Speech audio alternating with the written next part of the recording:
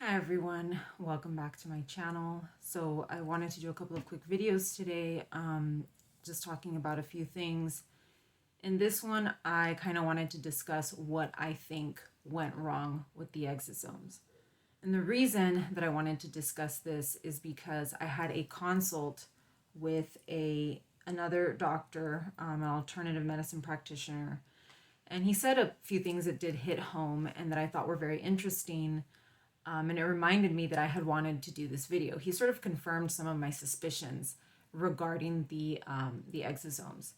So I wanted to kind of just make a brief video on that, because now I kind of feel a little bit vindicated, and so I kind of felt like it was good to move forward with this. I also want to do a video of this gentleman in his clinic. I do plan on doing reviews of several of the clinics that I consulted with. Obviously, it's difficult to do a review when you haven't received treatment there, but I do think that it is important, especially because these treatments are so expensive. I think it's important to talk about at least, my experience with the different consults and different things that I know about these clinics from my research. So look forward to those videos and maybe way in the future, but I just wanted to talk about this because I felt that this was important. So the reason I hadn't previously done this video is because, it had been less than a year since I had done the exosomes. And I had read that it could take up to a year for exosomes to actually start working or for you to feel improvement from the treatment.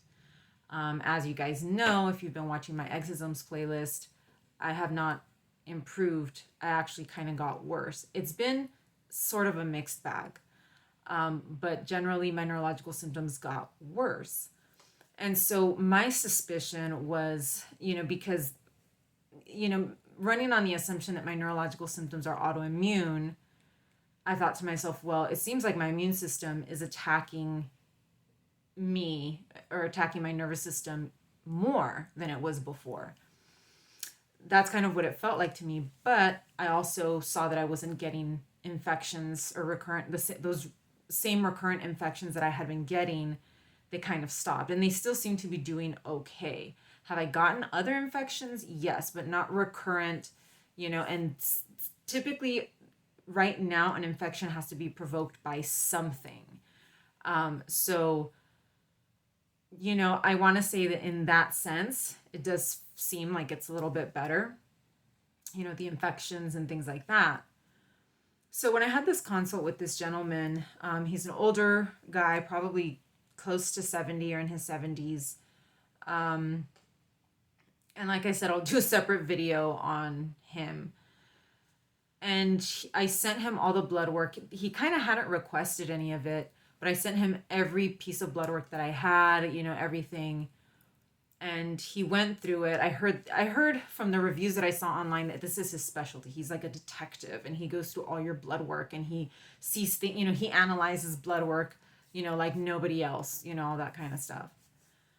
And I was just like, okay. And so he did point out several things that were very interesting. But when he asked me, he said, well, what do you want? What are you looking for?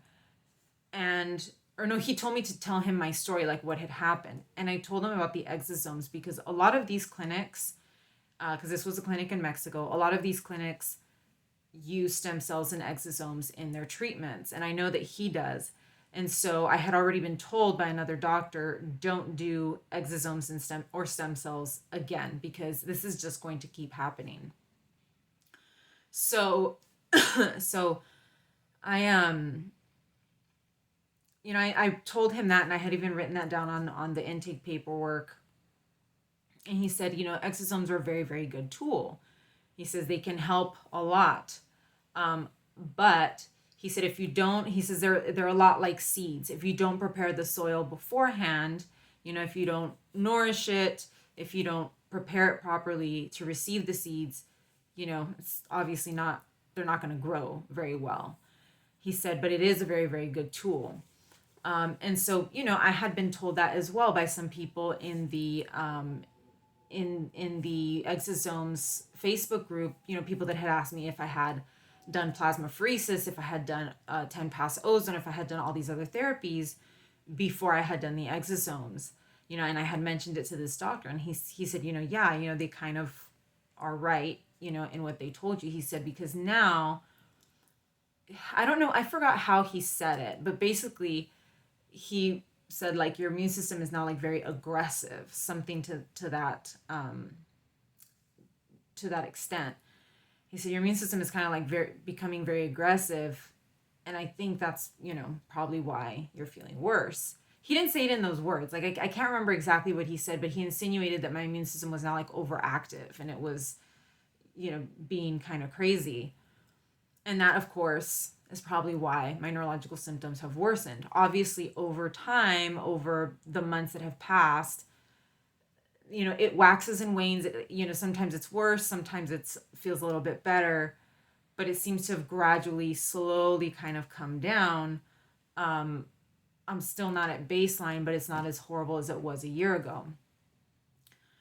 So, I felt very validated because I had that suspicion, and my own doctor, the one that performed the exosomes treatment, was not being straightforward with me. She wasn't telling me what had happened. He also saw the GAD antibodies, and he was just like, it kind of shocked him. And I said, I don't have them anymore. I said, but I thought it was strange that she would run those tests after the exosomes and that I would have elevated GAD antibodies.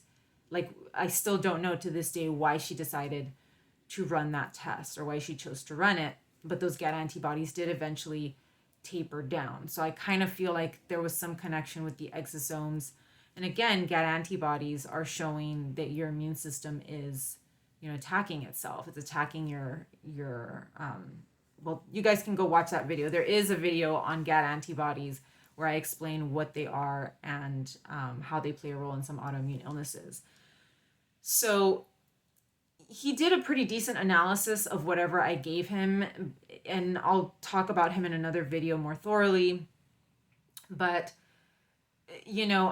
I felt, like I said, I felt vindicated, and I felt like, okay, I was right. It supercharged my immune system, and now my immune system is hitting me even harder, even though now it's fending off these, recurrent infections. He also said you want to modulate the immune system. He said exosomes have to be applied. It's like a cycle. I think he said exosomes have to be applied when your immune system is weak, whereas my immune system wasn't weak. I think there's it's supercharged, but then at the same time it's weak in other areas. So he did say, you have to have some type of immune system modulation. Which I know. I know all of this. Like, none of this is news to me. It's just unfortunate that the doctor, my treating physician that did the exosomes treatment, is not being straightforward and saying, this is what happened, and it looks like we may have gone in the opposite direction. Instead of modulating your immune system, we overcharged it, and now it's causing all of these symptoms. Or you have like increased inflammation, which again, the inflammation thing, it seems a little bit, because I do feel like some inflammation has gone down or has improved. But then my immune system is being very strong. So there's a combination of a lot of different factors that I think are playing into this. And this doctor did a very good job explaining things, and I think he did ask me if I had ever tried plasmapheresis. And I told him, I said, no, that's one of the treatments that I'm interested in. But then he kind of like backed off and was like, well, we can, it's not just, I don't know. Like he seemed to not want to tell me like, oh, you need to do this, this, this, and this. And like I said, I'll talk about that in another video. But that's what I had suspected all along with the exosomes. They strengthen my immune system. And keep in mind, if you have an autoimmune illness, or even, post-Lyme, post-COVID, which can all behave similar to autoimmune illnesses, you have to be very careful, because it's not about strengthening your immune system so much as it is about modulating it. And I think that's the hard part, is figuring out how to bring the immune system from here back to here. because you have to lower things and you have to strengthen things kind of simultaneously. And I think that's where a lot of doctors get stuck. Um, so, I mean, he didn't really, like I said, he didn't tell me something that I didn't know before, but I felt validated. I felt like, we were on the same page. And I actually felt really good about that consult, which I'll get to in another video. So, yeah, I wanted to let you guys know that, because that's something for you guys to consider when you're thinking of stem cells or exosomes. Is that it can go in the opposite direction. And I think that's where it goes wrong with a lot of us, because I'm not the only person that is having, that has had this response to exosomes or stem cells. There are many of us, and I've seen that in the exosomes group. And I've heard that from people that have done stem cells, that it made them worse. There are theories, and I'm glad that I thought of this before I finished the video.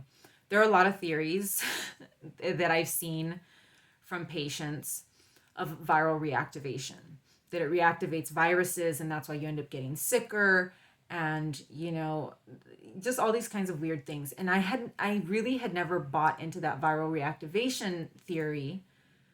And after I did exosomes, I do believe that theory is wrong, because my SED rate went down into range. So SED rate is basically telling you that you have acute inflammation, which can be due to some kind of an infection. I think viral, bacterial, whatever.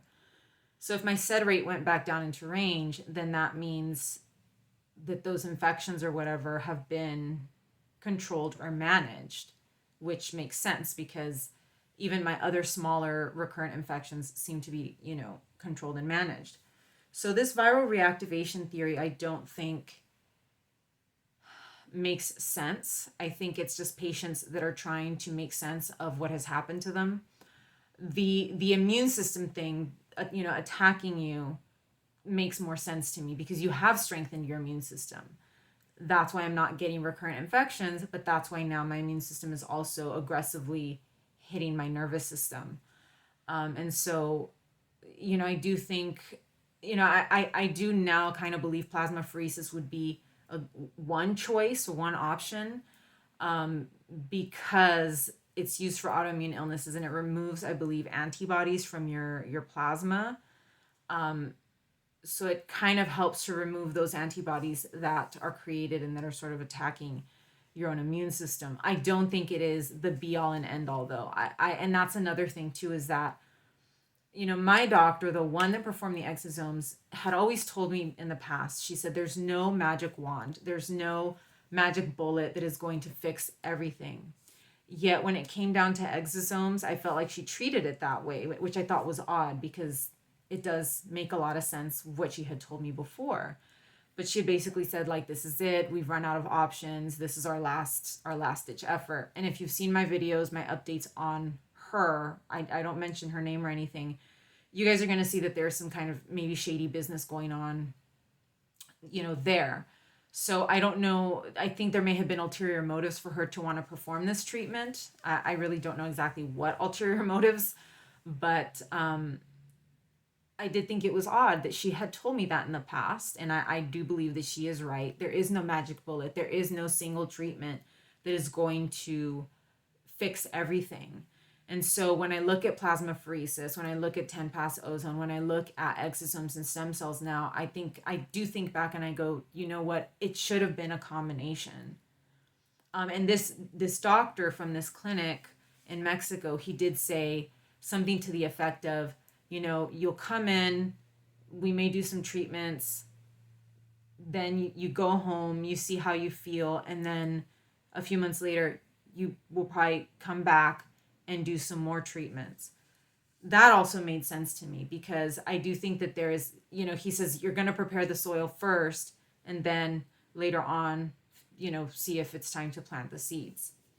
And so I that also made a lot of sense to me. So I do think that if I pursue these other treatments, it is going to be sort of a multi-phase situation, which I wish I would have started last year, but I do think it's going to be a combination of different treatments. and a multi-phase approach. It's not just going to be a one and done, okay, come here and we're going to do this, this, this, and this. You know, and I think it's going to have to be done very slowly and very carefully. So there's that. I will do another video on this, gentleman, because I think there are some things that I want to discuss about that. So thank you so much for joining me, and I will see you in the next one. Take care.